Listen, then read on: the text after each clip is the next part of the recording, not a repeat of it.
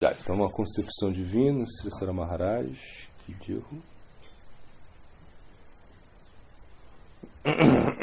Bom, eu estava dizendo ontem sobre Maya, né? Maya Shakti, né?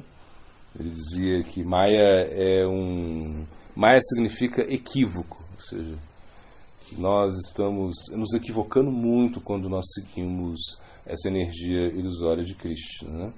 E com isso a punição ela é certa, né? Então, se você continua, né, se você quer continuar no controle de Maya, você nunca vai conseguir. Você não tem chance, né, de escapar disso enquanto você não se renda a Krishna, né? Então, nesse verso famoso, né, Davihi Eshagunamai Maya Duratihaya Man Evanje Prapadyante Manyetan Tarantite. Então, nesse verso muito famoso, né, do Bhagavad Gita, onde Krishna ele explica a energia divina, dizendo que a Maya, ele fala como divina, ela é divina, né? Ou seja, ela trabalha para mim, então ela é divina, ela faz um serviço para mim. E você não consegue vencê-la, você não consegue derrotar Maya, você não consegue sobrepujar Maya pelo seu próprio esforço. É a primeira coisa que a gente entende. Você não vai conseguir vencer isso, se libertar disso, a não ser que você se renda a Krishna. Krishna está falando. Aqueles que se rendem a mim, eles podem facilmente vencer Maya, né? Então, na realidade, nós estamos nos envolvendo com Maya, mas de alguma maneira nós temos que buscar o caminho a Vaikunta, né? A Vaikunta e a Maha Vaikunta, né? Como, por exemplo, o Gopakumar, né? Que a gente viu, né, ontem, né, que ele usou um mantra, né, um Shakti mantra, né, cantando um mantra de Shakti, um mantra de Devi, né, de Durga Devi, mas isso lhe mostrou o caminho superior. Da mesma forma que as gopis, né, elas adoraram Katyayani, fizeram o voto de Katyayani, esse voto de adorar, né, uma manifestação de Durga também, para ter Krishna como seu esposo.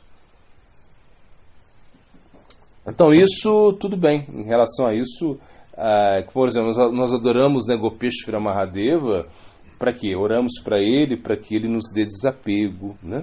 Para que ele nos liberte da nossa vaidade, né? Da nossa vaidade masculina, de querer desfrutar das coisas. Isso é Gopeshvara Mahadeva. Então, Gopeshvara Mahadeva ele não conseguiu entrar na dança da raça, né? Ou seja, ele foi expulso da dança da raça, a gente sabe disso, né?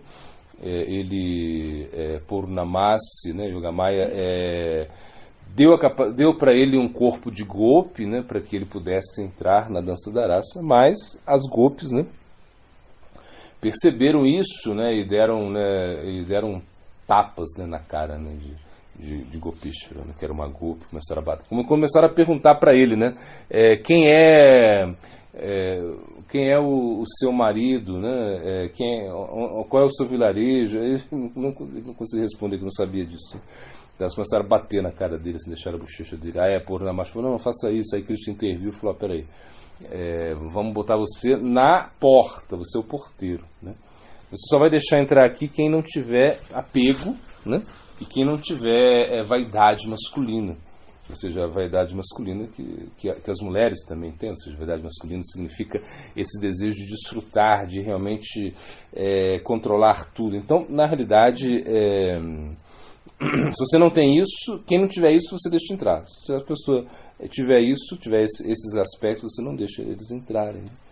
Então, o Gopeshvara Mahadeva está ali. Então a gente ora para ele, né? A gente ora para o Sr. Nrsimhadeva, né? Para que ele retire todos os obstáculos da nossa vida espiritual, enfim. Tudo isso para quê? Para realmente chegar ao zênite, que é adorar a Radha Krishna, ou seja, você ser um adorador de Radha Krishna. Então esse é o nosso objetivo, nosso sadhya, adorar Radha Krishna. Ou seja, que Radha Krishna possa estar na nossa mente o tempo todo. Imagina, nunca sair da nossa mente Radha Krishna. Você vê quanto isso é difícil, né? Então, para que isso aconteça, a gente tem que praticar muito, a gente tem que cantar muito, muito, muito, né? A gente tem que se absorver muito, né, no Harinama Sankirtana. Você tem que acreditar muito no Nama Prabhu, ou seja, no santo nome, você tem que adorar isso, né? Entender que isso é o aspecto mais potente da sua vida, da sua prática. Não existe nada mais potente do que isso, né? Taramadi Sarvashastrana Sankirtana. Ou seja, de todas essas atividades assim, né, que foram listadas, né, como mais importante do serviço devocional, o Santo Nome ele é a principal, né? Se você canta ele sem ofensa, você pode alcançar o amor puro por Deus, né? Então, ainda que esses adoradores, né, de Shakti, adoradores de Durga, né, eles desejam, ou seja, eles ainda têm esse desejo de se tornar Shiva, ou seja, de se tornar o pai, né, o dono, né, de Maya Shakti, né? Eles devem se purificar e eliminar esse desejo, né, para realmente, gradualmente, estarem adorando a potência divina, né, Maya Shakti, e em algum momento se aproximar, né, de Narayana, né?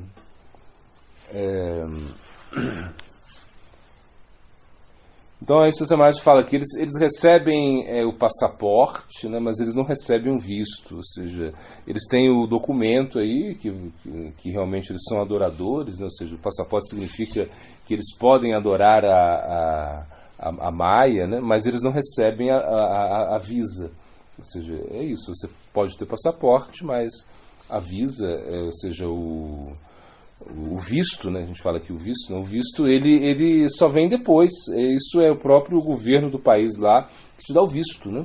Ele que vai permitir a entrada, né? Então por isso a gente precisa, né, desse visto. Esse visto é a misericórdia, ou seja, quando Krishna ele nos aceita, né?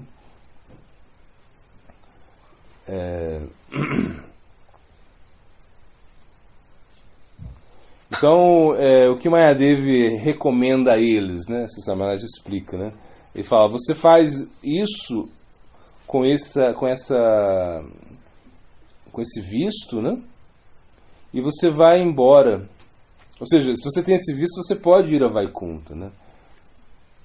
Caso contrário, você não vai sair aí do rio Viraja, ou seja, desse limite entre o que é matéria, né, e é espírito, né? Você vai estar sempre voltando, sempre aqui, né, no Maya Sansara, né?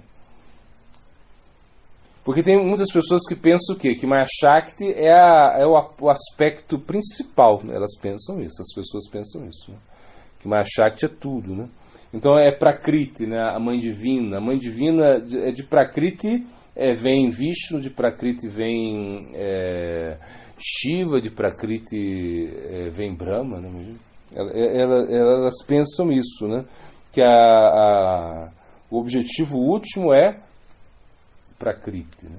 Essa mãe divina. Só que nós não concordamos com isso, claro. A gente entende que Prakriti é simplesmente uma energia de Krishna a favor de Krishna, que trabalha, né, a favor de Krishna. Isso é Prakriti, né? Prakriti, ela faz assim como o papel sujo, né? Ela condiciona as entidades vivas, isso é Prakriti, né? E a gente entende que a gente tem que respeitar Maya Devi, né? Claro, respeitar muito, mas a gente adora Krishna, porque se você adora Krishna, Krishna desativa, né, essa energia divina, essa Maya Shakti, para você se aproximar dele, né? Essa é a ideia, né?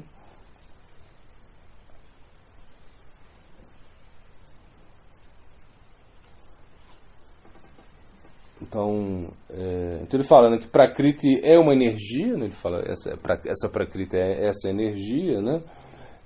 E na verdade essa energia aos poucos você vai adquirindo uma consciência, né? Então você adquire a consciência, né, que existe o controlador, se você observa a energia de Krishna, né?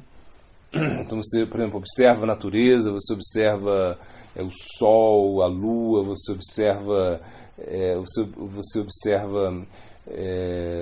todos esses aspectos, né, da manifestação de Prakriti, e você entende que existe um controlador. Existem primeiro os gunas avataras, né, que são Brahma, Shiva e Vishnu, né, mas existe algo que controla eles também. Então por isso, bom, aqui ele está dizendo, né? Bom, aí ele fala que Brahma é com Rajaguna, né? Brahma é aquele que cria, né? Rajaguna, né? A criação, né? Vishnu é Sattva-guna, aquele que mantém, né? E Shiva, Tamoguna, aquele que destrói, né? Rudra, né?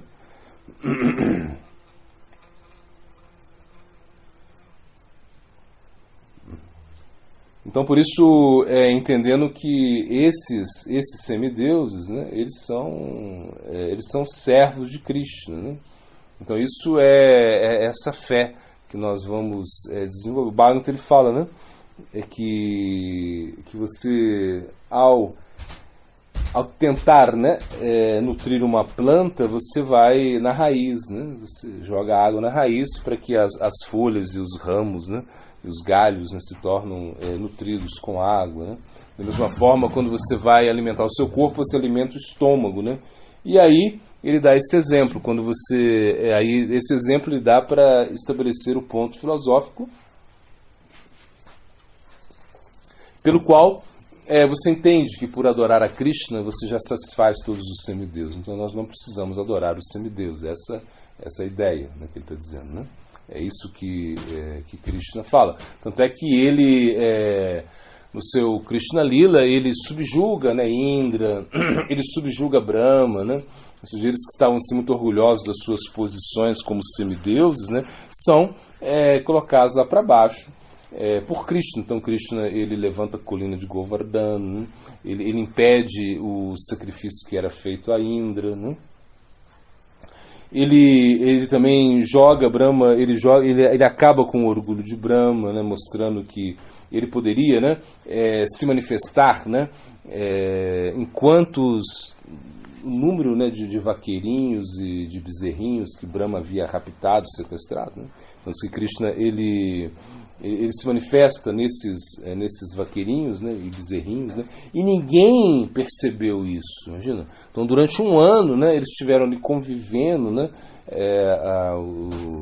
as mães, né, os pais, os vaqueirinhos não percebiam que era uma cópia, né, assim, que não era o filho deles mesmo, né. E as vacas também não percebiam que não eram os seus próprios bezerros, né. Então a cópia era muito idêntica, se fala assim, né. Mas alguém percebeu isso. Quem percebeu isso? Que tinha alguma coisa errada ali. Era Balarama. Então Balarama ele percebeu, porque diz que Balarama ele não estava na hora do que acontece o Brahma Vimoha Lila, ou seja, quando o Senhor Brahma se ilude, né, ele tenta sequestrar aí os associados de Krishna, né, e os vaqueirinhos e os bezerrinhos, né. Quando ele sequestrou, ele sequestra eles, né? Se diz que nesse momento Balarama não está. Por quê? Porque é o aniversário de Balarama. Então Balarama ele ficou em casa, né? Aí Rohini, né? Mãe Rohini, mãe Yashoda estavam preparando o aniversário dele, ou seja, porque haviam rituais que iam ser feitos, enfim. E Balarama não estava, né? Mas depois, quando ele volta, né, em algum momento ele percebe, né, que havia alguma coisa errada. O que ele viu que era errado é o quê? Que o afeto das mães era muito maior, né? O afeto das vacas pelos seus bezerros também era muito maior, né?